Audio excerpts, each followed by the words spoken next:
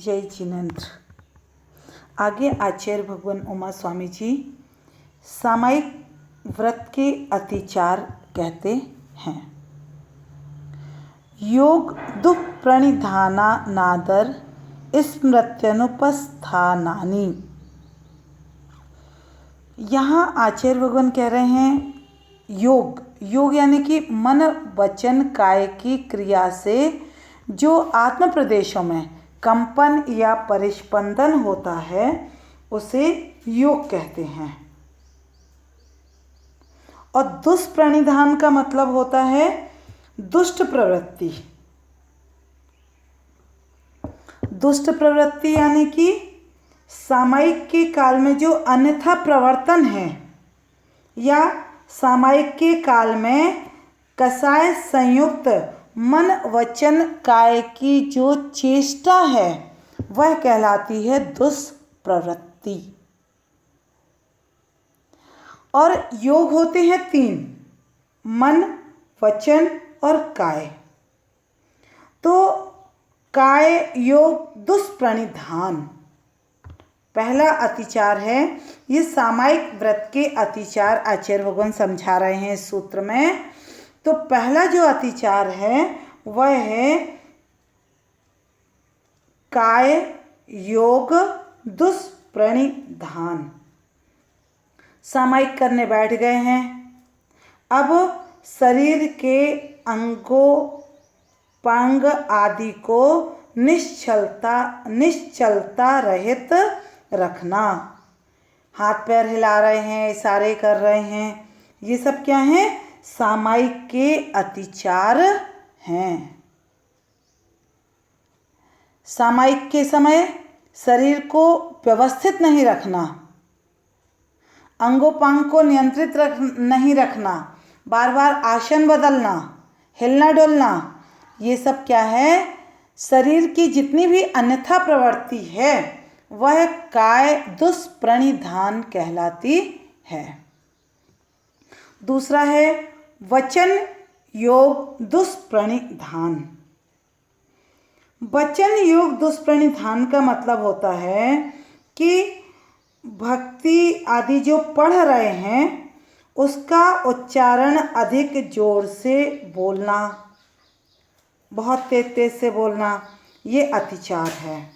और दूसरी बात, सही अर्थ का ज्ञान न होना, ये भी दुष्प्रणिधान है। अशुद्ध बोलना, लय से नहीं बोलना। जो सामायिक के समय चैत्य भक्ति की जाती है, पंचगुरु भक्ति की जाती है और समाधि भक्ति की जाती है। ये देव वंदना क्रिया चैत्य भक्ति, पंचगुरु भक्ति और समाधि भक्ति, इन भक्तियों को अशुद्ध बोलना या लय से नहीं बोलना या अधिक जोर जोर से बोलना, ये चीज़ें वचन योग दुष्प्रणिधान कहलाता है। तीसरी है मनोयोग दुष्प्रणिधान। अब सामायिक के समय में मन में अन्य संकल्प विकल्प करना, जो चीज़ें दुनिया भर की दिन भर में याद नहीं आएंगी वो सामायिक के टाइम पे याद आ जाती हैं। याद आ जाना ये एक सहज हो गया। यदि याद आ जाए तो तुरंत मन को डाइवर्ट करना चाहिए कि हम सामायिक करने बैठे हैं, हम ये क्या सोच रहे हैं। तुरंत अपने मन को डाइवर्ट करें और बुद्धिपूर्वक कम से कम नहीं मन को ले जाना कहीं। अब जबरदस्ती का चिंतन कर रहे हैं, यहाँ वहाँ का सोच रहे हैं, तो अन्य संकल्प विकल्प सामायिक के समय नहीं करना चाहिए। और सामायिक में अर्थ में मन नहीं लगाना। जो हम चिंतन कर रहे हैं उस चिंतन में अपने मन को लगाना चाहिए। अन्य संकल्प विकल्प में मन नहीं ले जाना चाहिए। और यदि ऐसा हो रहा है तो वो मनोयोग दुष्प्रणिधान है। तो ये 3 योग संबंधी हो गए। एक तो दुष्प्रणिधान 3 प्रकार के हो गए, काय वचन और मन। तो इन दुष्प्रणिधानों से हमें सामायिक के समय अपनी आत्मा की रक्षा करनी चाहिए। चौथा अतिचार है अनादर। उत्साह रहित सामायिक करना। सामायिक कर तो रहे हैं लेकिन एक आदर भाव नहीं है मन में, उत्साह नहीं है। सामायिक करने पड़े अबे हमें सामायिक करने, यही सुनाते रहें अपन। नहीं, इसको सुनाना नहीं है, अनादर भाव से नहीं करना, बल्कि बड़े आदर भाव के साथ में हमें सामायिक करनी चाहिए। और इस प्रकार ये मतलब सामायिक करने में उत्साह आना चाहिए, प्रमाद नहीं होना चाहिए। ये अनादर नाम का अतिचार है। इसके बाद है स्मृत्यनुपस्थान। स्मृति का अनुपस्थान। स्मृति का अनुपस्थान यानी भूलना। अब एकाग्रता नहीं है, एकाग्रता नहीं है तो क्या होगा? और चित्त की चंचलता भी है, तो एकाग्रता के अभाव में और चित्त की चंचलता के कारण जो सामायिक पाठ आदि पढ़ रहे थे, चिंतन कर रहे थे, उनको भूल जाना, भक्तियों को भूल जाना, संशय होना, अरे हमने अभी पढ़ो है कि नहीं पढ़ो, हमने अभी भक्ति की है कि नहीं की, इस प्रकार की भ्रांति का होना, सामायिक की सम्यक क्रियाओं को भूल जाना, ये स्मृत्यनुपस्थान है। इस प्रकार ये सामायिक के 5 अतिचार कहे हैं। सामायिक सम प्लस आय। सम यानी एकत्वपने से। सामायिक में बस हम एक अकेले हों, मेरी आत्मा, अन्य सामायिक में कोई ना हो। यदि अपनी आत्मा में ज़्यादा मन नहीं लगे तो बस ज़्यादा से ज़्यादा पड़ोसियों के पास पहुंच जाएं। आचार्य भगवान कहते हैं कि हमारा बच्चा, हम अपने बच्चे के विषय में चाहते तो यही है कि वो घर में रहे, घर में ही खेले, लेकिन फिर भी यदि बच्चा नहीं मानता है कि हमारा घर में मन नहीं लगता, हम थोड़ी देर बाहर जाना चाहते हैं, तो हम उससे क्या हिदायत देते हैं कि चलो पड़ोसी के घर तक चले जाओ, लेकिन ज़्यादा दूर मत जाना। क्यों? यदि पड़ोसी के घर में बच्चा रहेगा तो माँ एक आवाज़ लगाएगी और बच्चा वापस घर पे आ जाएगा। और कहीं बहुत लंबे निकल गया बच्चा तो माँ चिल्लाती रहेगी, लेकिन बच्चा सुनने वाला नहीं है। ऐसे ही है, बेहतर तो है कि हम अपनी आत्मा में ही रहें, लेकिन आत्मा में कैसे रहें? नहीं लगता मन, इतनी विशुद्धि अभी नहीं है, तो क्या करें? पड़ोस में चले जाएं। हमारे पड़ोसी कौन है आत्मा के? देव, शास्त्र और गुरु। पड़ोसी के पास पहुंच जाएं, इसका मतलब है कि या तो हम अरहंत देव का, सिद्ध देव का चिंतन करें, उनके स्वरूप का चिंतन करें, वो भगवान कैसे बने इस बात का चिंतन सामायिक में करें। शास्त्र में किस किस प्रकार की बातें आई हैं, क्या क्या आया है, कर्म सिद्धांत क्या है, हमें कैसे चिंतन करना है, इन बातों का चिंतन कर सकते हैं। या फिर गुरु के बारे में भी चिंतन कर सकते हैं कि हमारे गुरु मोक्ष मार्ग के रास्ते पे लगे हैं, हमें भी उनके रास्ते पे चलना है, वे हमारे आदर्श हैं, तो ये हमारे पड़ोसी हैं आत्मा के, देव, शास्त्र और गुरु। तो यदि हमारा आत्मा में मन नहीं लगता है, ज़्यादा देर इससे नहीं रहता है, आत्मा में लीनता भी नहीं है यदि, तो हमें देव शास्त्र गुरु का चिंतन करना चाहिए। लेकिन इन पड़ोसियों को छोड़ करके अन्य विषय कसायों में हमें अपने मन को नहीं ले जाना चाहिए।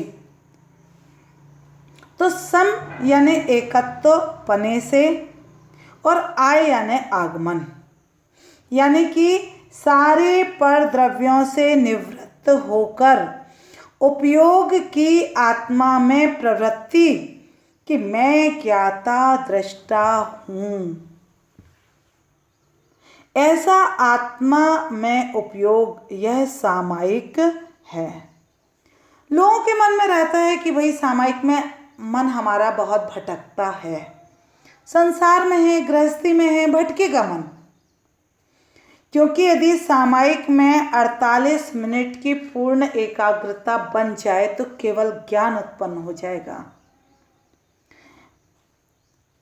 48 मिनट मतलब अंतर मुहूर्त मन एकाग्र नहीं रह पाता है।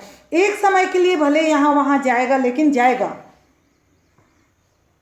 तो हमें अभ्यास करना है, इन सारी चीज़ों के हमें अभ्यास करना है। और अभ्यास करके बस चिंतन, मैं शुद्ध आत्मा हूँ, मैं सिद्ध आत्मा हूँ। कर्मों के आवरण से हमारी आत्मा का अनंत दर्शन, अनंत ज्ञान, अनंत सुख, अनंत वीर्य, ये जो गुण हैं आत्मा के, वे कर्मों के मोटे मोटे पर्दों से ढके हुए हैं। हमें इन पर्दों की मोटाई को और अधिक बढ़ाना नहीं है, बल्कि धीरे धीरे इन पर्दों को हटाने का प्रयास करना है। पहले तो यह प्रयास करना है कि ये कर्म आए ही ना, आश्रव को रोकने का प्रयास करना है। लेकिन जो पहले से आ चुके हैं वो कैसे निर्जरित हों, इसका भी हमें धीरे धीरे अभ्यास करना है, चिंतन करना है। कैसे कर्म आते हैं, हम इन कर्मों से बच जाएं तो आश्रय रुक जाएगा, बंध रुक जाएगा। जो पहले बंधे हुए हैं उनकी संवर और निर्जरा कैसे हो, उन कार्यों को करना है। तो कर्मों का पर्दा जब ढीला पड़ता जाएगा, कम होता जाएगा, तो एक दिन हमारी आत्मा कैवल्य ज्ञान को प्राप्त कर लेगी। इस प्रकार के चिंतन हमें सामायिक आदि में करना चाहिए। चिंतन करना चाहिए, बैठ गए हम, बस ये वस्त्र हमारे ऊपर जो पड़े हुए हैं, यह एक उपसर्ग रूप में पड़े हुए हैं। मैं तो निर्ग्रंथ मुनि हूँ। भावों से मुनि बनने का चिंतन करें। मैं निर्ग्रंथ दिगंबर मुनि हूँ। ये वस्त्र उपसर्ग रूप में मेरे ऊपर पड़े हुए हैं। निरंतर चिंतन, आत्मा में अपने मन को एकाग्र करते चले जाएं, एकाग्र करते चले जाएं। बाहर के कोई भी चिंतन हमारे मन में नहीं आए, नहीं लाना। यदि धोखे से आ भी जाते हैं तो तुरंत अपने मन को रोकने का प्रयास करना है। अरे मैं सामायिक कर रहा हूँ, मैं कहाँ दुनिया भर के अन्य बातों में भटक गया। नहीं, मुझे अपनी आत्मा का ही चिंतन करना है। और इतनी विशुद्धि बढ़ानी है, इतनी विशुद्धि बढ़ानी है। विशुद्धि बढ़ाते बढ़ाते बढ़ाते मुझे एक दिन मुझे योग निरोध करना है। योग निरोध किया मैंने, और योग निरोध करके मेरी आत्मा में केवल ज्ञान प्रकट हो गया। केवल ज्ञान प्रकट होते ही गंधकुटी लग गई है, और गंधकुटी में अब धीरे धीरे हम योग का निरोध कर रहे हैं। और योग का निरोध करके अब मुझे केवल ज्ञान प्राप्त हो गया और मैं 7 राजू ऊपर जाकर के सिद्धालय में विराजमान हो गया हूँ। अनंत सुख, अनंत दर्शन, अनंत ज्ञान, अनंत सुख, अनंत वीर्य आदि ये 8 गुण मेरी आत्मा में प्रकट हो गए हैं। संपूर्ण कर्मों का मैंने क्षय कर दिया है और अनंत सुख में मैं लीन हो गया हूँ। इस प्रकार से चिंतन करते करते हम भावों से सिद्ध की यात्रा कर सकते हैं। ऐसी यात्रा करने से हमारी अनंत गुणी कर्मों की निर्जरा होती है। इस प्रकार से ये ध्यान सामयिक के समय हमें कम करना चाहिए। हम मस्तक में एक गोला बनाएं, उसमें 12 बिंदु रखें, फिर 8 पंखुड़ी का कमल बनाएं और एक एक पंखुड़ी में 12-12 बिंदु विराजमान करें। एक एक में क्रम से हम श्वासोच्छ्वास पूर्वक नमोकार का जाप करें। तो 8 बार पंखुड़ियों के और एक बीच का, इस प्रकार हमारी 108 बार कमल जाप हो जाएगी।